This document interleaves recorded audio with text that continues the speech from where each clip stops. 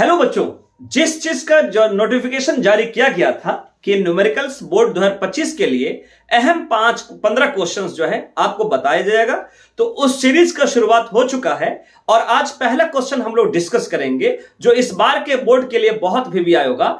जो भी हम सवाल बताएंगे उस सवाल से बाहर मत जाना, पहला फुर्सत में पहला 15 क्वेश्चन कर लेना और नोट कर लेना अपने कॉपी में, फिर आप उसको एक बार रिवाइज कर लेना। डेफिनेटली आप जो भी सवाल बनाएंगे आपको तुरंत बन जाएगा। ठीक है, धन्यवाद। चलिए आप शुरुआत करते हैं।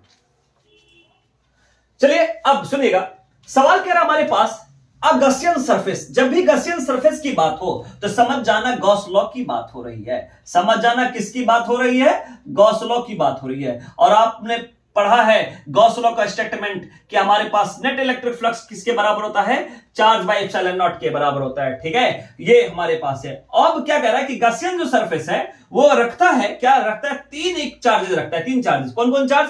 -q, +2q and -q। ठीक है, तो कह रहा है कि इवेल्युएट कीजिए, फाइंड कीजिए नेट इलेक्ट्रिक फ्लक्स। यानी हमें क्या फाइंड करना है? नेट इलेक्ट्रिक फ्लक्स फाइंड करना है। मतलब गॉस लॉ का कॉन्सेप्ट आएगा एकदम डेफिनेटली।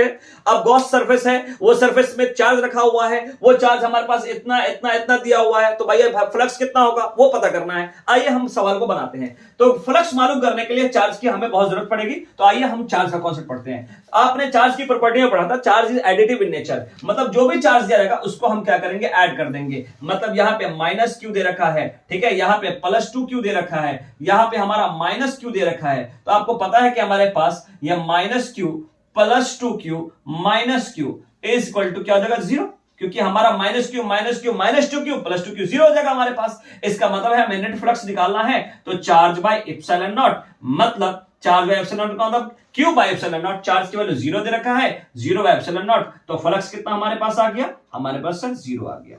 इसलिए इस सवाल को करना ना भूले।